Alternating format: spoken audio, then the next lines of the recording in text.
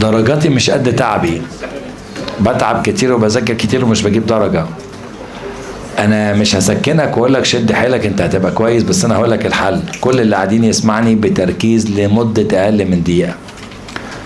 عايز تقفل اي امتحان وتبقى شاطر ومستواك يزيد حتى لو ما قفلتش، ما تشتتش نفسك. اسمع الكلام اللي هقوله، واللي هقوله في الكيمياء طبقه على الباقي، واسمع مني. جرب اسبوع مش هتخسر حاجة. هركز في الحصة جامد جدا، واروح البيت احاول اذاكر اللي انا خدته في نفس اليوم او تاني يوم اقصى حاجة. المذاكرة بتاعت الشرح ما تزيدش عن ساعة ونص ساعتين، ده يوم ما اضربه الدم، ده لو انا بطيء. بذاكر الشرح مرة واحدة واركنه على جنب. بص بقى هعمل ايه. هي اللعبة مش في مذاكرة الشرح، لان انا اوريدي فهمت في الحصة وذاكرته مرة شرح، فخلاص ملكته. صلي على رسول الله. بص الحتة اللي جاية دي بالله عليك، كل اللي عايزك تعمله حاجة واحدة. اول ما اخلص مذاكرة الشرح همسك كتاب التدريبات واحل وابص على الاجابة. احل سؤالين وابص على اجابة السؤالين، واحل سؤالين بعديهم وابص على اجابة السؤالين بعديهم. بتعمل كده يا مستر عشان كل خبرة اخدها من سؤال سؤالين استفيد بيها في اللي بعد كده فيأكد معلومة. لكن ما بحل الصفحة او بخش احل التدريبات. مستر التدريبات مهمة، انت فرجتك على التدريبات وانت بتحلها دي كده خدت خبرة رائعة. مستر في سؤال وقف معايا، سيبه.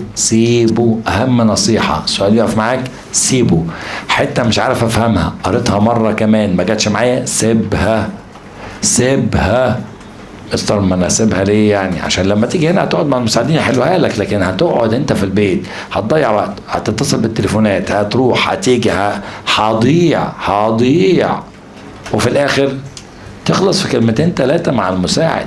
فانت ما ترهقش نفسك. سؤال مش عارفه، فكره مش عارفها، شكرا. احنا بنيجي قبل الحصه هنا المساعدين معانا، باشا تعالى الناس بره وهنا واسال زي ما انت عايز.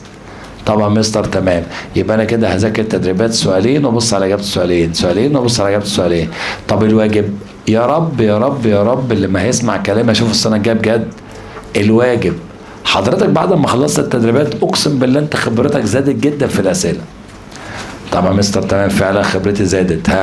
هعمل ايه؟ لو انت نفسيتك متوسطه او اقل من المتوسطه هتفرج على الواجب الاول واحله بعدها بيوم.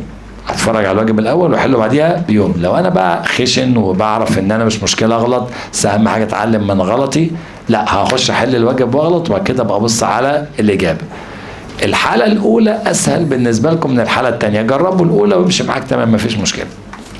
يا رب تكون فاهم ان اللي انا بقوله ده هيخليك تقفل. مستر بس كده يا عم، اقسم بالله لو عملت كده بس وذاكرت اخطاء الامتحان عديت.